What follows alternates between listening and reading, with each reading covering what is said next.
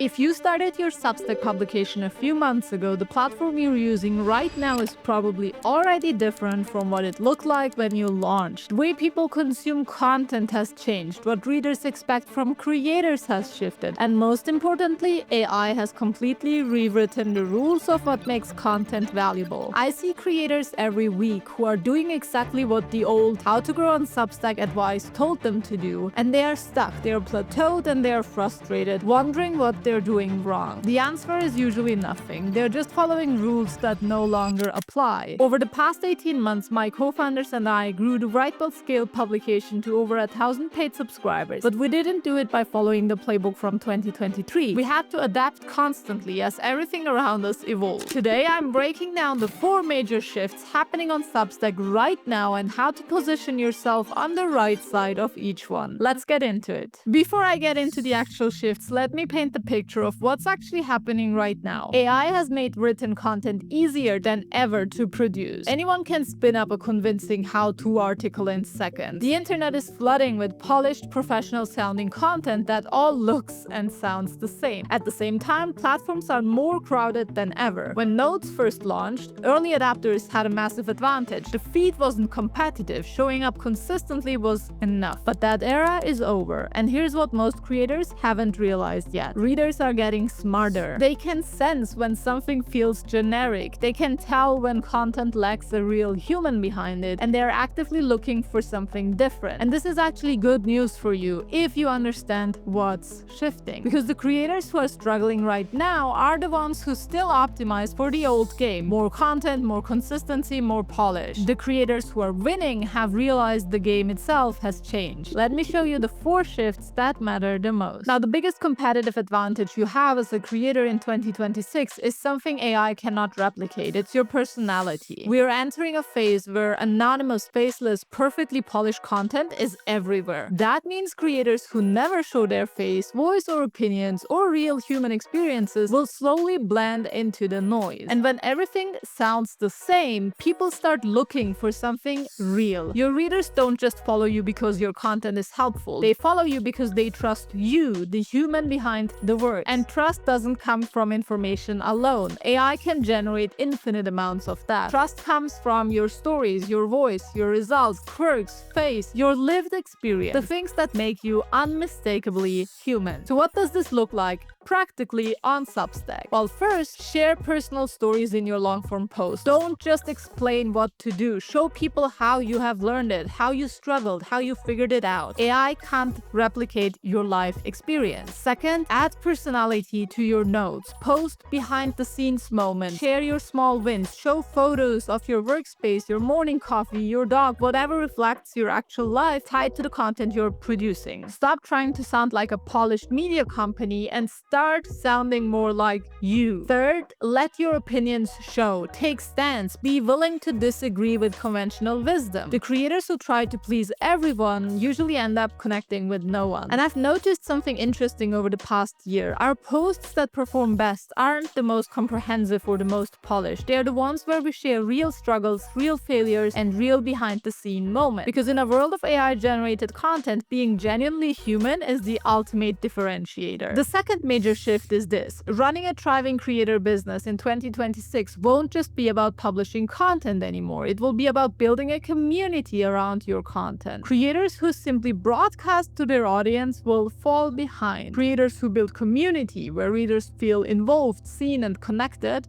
they will win. In an age where AI-generated content floods every platform, people crave what AI cannot replace. Real connection, human interaction, and a sense of belonging. Your audience wants to feel part of something. They want to feel connected to you and to each other. They want to feel like their voice matters and like they belong in your world. And the moment someone feels like they belong, they naturally become more loyal, more engaged, more supportive, more likely to share your work, and much more likely to also become a paid subscriber or customer. So how do you actually build community on Substack? Well, the most underrated feature on the platform is probably Substack chat. This is where people talk with you, not just read from you. You can use chat to ask questions, start discussions, learn what your audience is working on, find out what they're stuck with, share behind-the-scenes stories, and get their input on what they want from you. When you use chat consistently, even just a few times per week, your publication stops feeling like just a newsletter and it starts feeling more like a community. The other powerful tool is Substack Live. Live sessions are powerful because they show the real you. There is no hiding behind your writing. People can connect with your personality, readers can ask questions, and you build trust 10 times faster than with text alone. We've seen this firsthand. Every time we run a Substack Live, engagement goes up, chat activity goes up, paid conversions increase, and readers turn into superfans. Live sessions create a feeling of closeness and community that AI can simply not replicate. And if there's one growth trend every creator needs to pay attention to, it's this: collaborations. The creators who embrace this early are the ones who grow the fastest. If you're trying to grow by just writing into the void, publishing your posts, relying on an algorithm, hoping that people will find you, you're making the game 10 times harder than it needs to be. When you collaborate, you tap into another creator's audience. That's how you get discovered faster, you reach a warmer audience, you grow through trust instead of algorithms, and you build long-term relationships with peers in your space. Creators who isolate themselves will fall behind, while creators who collaborate will grow exponentially. Look at the features Substack has shipped over the past 2 years. Restacks,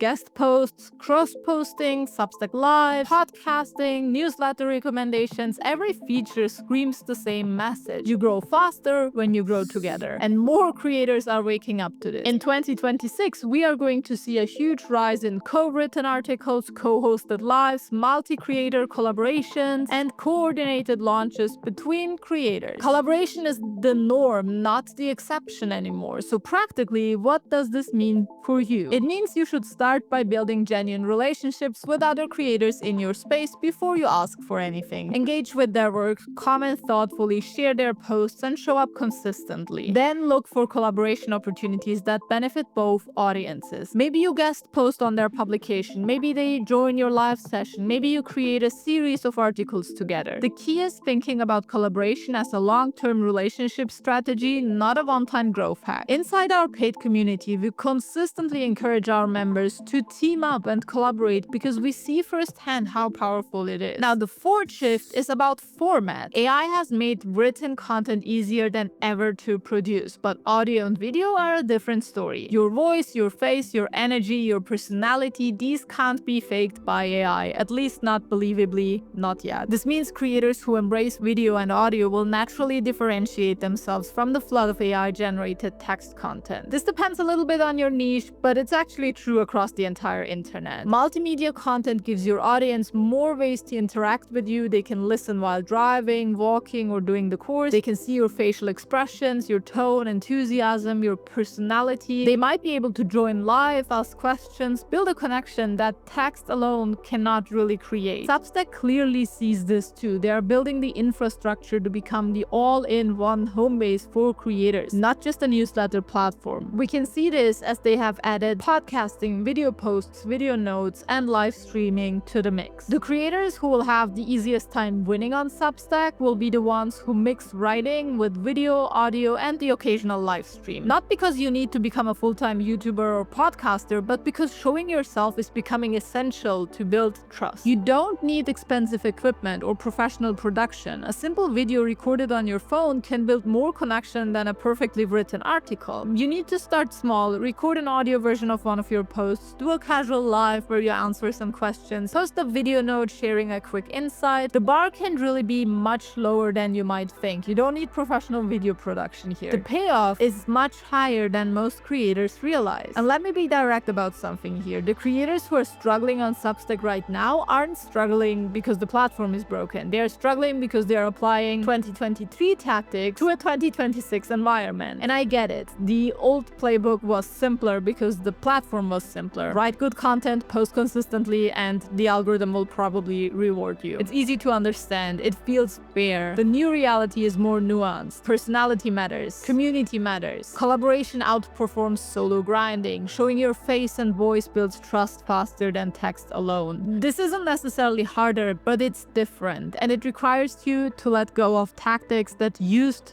to work in the past. The creators I see winning right now share one trait: adaptability. They pay attention to what's working, they test constantly, they're willing to change their approach when the environment changes. The ones who are stuck share a different trait. They're doing what worked 2 years ago and wondering why it's not working anymore. So the question is, which one are you going to be? If you're ready to update your approach and start using what actually works on Substack right now, I've put together something that can help. It's called the Substack Starter Kit. It's a free Notion dashboard that walks you through setting up your Substack the right way: your profile, your positioning, your about page, your publishing schedule, even how to use notes effectively. You can grab it for free using the link in the description box below. If you found this video helpful, please hit subscribe to ensure that you don't miss any of our newest videos on how to grow your audience and monetize your knowledge. And if you want to continue right now, you might want to check out this video on when to turn on paid subscriptions and start charging for your Substack publication. I'll see you there.